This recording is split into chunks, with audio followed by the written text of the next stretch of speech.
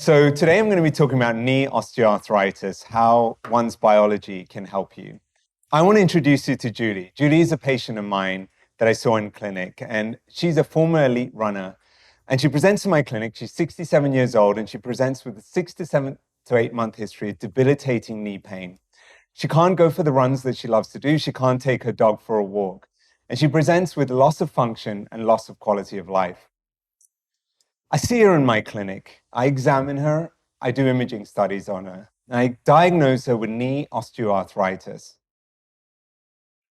Now that I've diagnosed her with osteoarthritis, what's the road ahead for patients like Julie?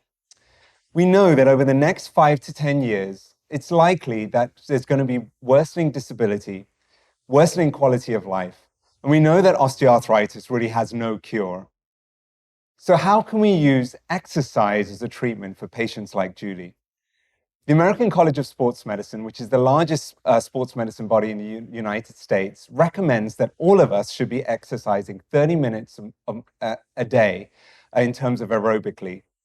And Julie's no different, but that is based on how it impacts our heart. We don't know how that sort of exercise impacts individuals' joints. So can we find a way to optimize individuals like Julie in terms of their exercise ability and then in turn help her osteoarthritis? Before we get into that, what I want to point out, there's different parts of the knee joint.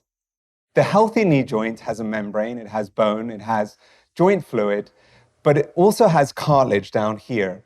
And cartilage is what allows that smooth motion within our joints. The problem with cartilage, and particularly when we see in osteoarthritis, is that it has no blood supply, and so it has limited reparative potential. It can't repair itself like many other tissues in the body. It also has no nerve supply, so when it's thinned or cartilage is damaged, patients don't know about it. Some of you may have cartilage damage in this room right now, and you may not know it unless the cartilage is starting to impact the bone, and the bone has a nerve supply, and then you start to feel that joint pain. Now, what happens in osteoarthritis? We know that there's, over time, as Julie starts putting weight on her knee joints, there's damage to different parts of the joint. We have damage to the bone, damage to the membrane, but we also, most importantly, have damage to the cartilage. And as that cartilage wears down over time, there's eventually bone-on-bone motion, which leads to pain. We also know that there's the release of some of these markers of cartilage breakdown into the joint fluid and then into the bloodstream that we can measure in any of you in this room and Julie alike. And that balance within the joint gets tipped more towards breakdown as opposed to growth. But is there hope? Can we get Julie back to where she was 20 years ago when she was an elite runner? Well, I believe we can. And my lab at the Shirley Ryan Ability Lab and Northwestern University, we're trying to be fortune tellers for a patient like Julie. We're trying to diagnose her condition earlier and then also provide a prognosis and predictive modeling to be able to tell her how she's going to respond to some of our treatments in terms of exercise. How do we do that? Well, the osteoarthritis of tomorrow, what we'll do is that we'll get patients to walk on a treadmill, we'll load their joints, we put a force through their joints, and we can take blood from them in real time while they are walking. And we can tell by measuring some of these markers of cartilage breakdown and inflammation how that particular exercise is impacting her joints. And then using that type of information, we can then tell her what is the ideal exercise for her osteoarthritis. Now, the road ahead, we need to find certain barriers and blockades to that road so that she doesn't end up to the right side of the screen. So the first way that we're doing that is by diagnosing osteoarthritis earlier, so that we can actually intervene on the bottom part of the screen here where she's at risk of osteoarthritis rather than the end stage when she needs a joint replacement. So the first thing that we've developed in our laboratory is a tilt test. So this is a treadmill that instead of a typical incline that you see, we can tilt it about 10 degrees.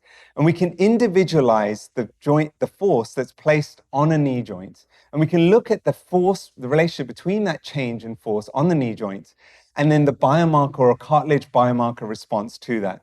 And we can see how that particular joint is responding to loading. What we found is that we're able to differentiate in individuals at risk of osteoarthritis that a different biomarker response compared to individuals with completely normal, healthy knees.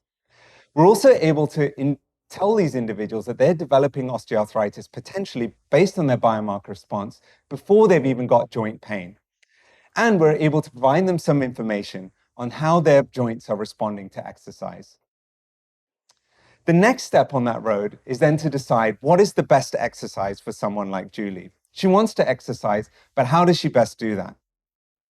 One potential way is that, as I said, we often tell patients to walk 30 minutes to 45 minutes on a treadmill per day, and that's what we recommend in terms of exercise guidelines. But what about if we break up that exercise into 15-minute bouts? So we get Julie and we walk her on a treadmill, and she walks 15 minutes, she takes a rest break for an hour, 15 minutes rest, and then another 15 minutes. So the same duration of walking, but in this sort of interval regimen approach. What we found was that in the red line here, is that when individuals walk continuously on a treadmill, there's a significant increase in the forces that they place on their joint that occurs at about 15 minutes. And we don't see that when they walk in that interval type approach. And also, when we looked at a certain marker of cartilage degradation, that actually goes up when they walk continuously on the treadmill as opposed to that interval walking approach. So we see more pain, more joint force, and an increase in that marker of cartilage damage when they walk continuously as opposed to that interval walking approach. And finally, how about using this type of methodology to examine new novel treatments for our patients? One treadmill that we're actually using in our hospital is an anti-gravity treadmill, and we've tried to apply that to individuals with osteoarthritis. This treadmill actually works on a chamber which works on positive pressure, so it actually raises individuals who are in the treadmill. So you can actually vary the amount of body weight someone feels when they're when they're walking. So what we found was that when someone works at their full body weight, which is normal, and they worked at 50% their body weight, they actually have improved walking mechanics. So they walk with a more normal walking pattern. What we also found was that they walked with less pain, they could walk longer, and they actually had less damage as measured by that cartilage breakdown marker that I mentioned. And we're now planning to do a clinical trial of this compared to pool therapy, which we also think is another more generalizable to the general population treatment in individuals with osteoarthritis. So what we've found so far is that with using this type of approach in developing this sort of stress test, we can earlier diagnose potentially individuals with osteoarthritis, which could lead to earlier intervention. We can look at best exercise for an individual and prevent progression in turn. And we can also look at newer treatments in individuals with osteoarthritis to potentially allow a better outcome.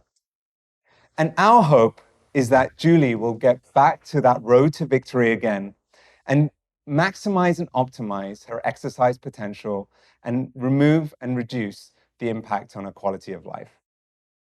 This is my lab, and I'm happy to take any questions. And really what I ask is any of you have osteoarthritis, are a patient with osteoarthritis involved in getting involved in any of our studies, want to collaborate, even want to donate, any of that, I'm happy to take any questions going forward. Please contact me. Thank you.